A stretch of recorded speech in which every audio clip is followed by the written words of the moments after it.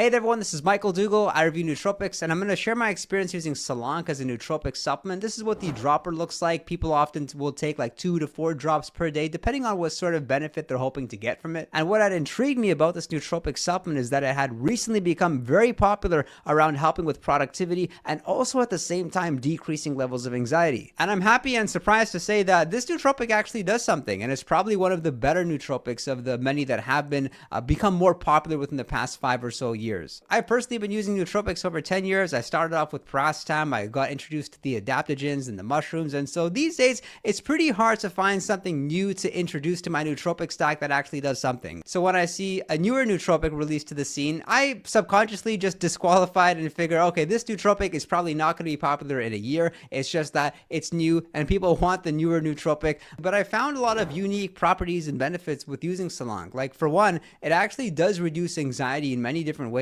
I find that when I'm using Solank, I'm less likely to overthink, I'm more likely to execute, and I thought I was the only one that had experienced this, but if you browse online, it's pretty common that most individuals are actually using Solank for this specific benefit. Whereas with most nootropics, individuals would use them for boosting productivity or focus or motivation, whereas Solank, it's like one of those nootropics that's become popular specifically for those individuals that have tried a lot of different nootropics for anxiety. They found that nothing has worked well for them and they've ended up enjoying using Solank. And what I'll compare it to something like ashwagandha, for example, ashwagandha is very effective at reducing anxiety levels, but it also comes with the side effects such as tiredness, such as demotivation. And with Solank, it seems like you don't have to worry about that because while it'll reduce levels of anxiety, you still feel like yourself. You don't really feel more tired. If anything, you might actually get a slight energy boost. And it's interesting because it's like a mild stimulant. So I personally wouldn't use it before bed, but at the same time, I can see individuals using it before they sleep and it not interfering with their sleep in many ways. So that's the major benefit, I would say, the reduction in anxiety. Perhaps you can get a slight boost of focus, a slight boost of energy. There is some research done on animals showing that Solank can potentially help with learning and also help increase levels of BDNF,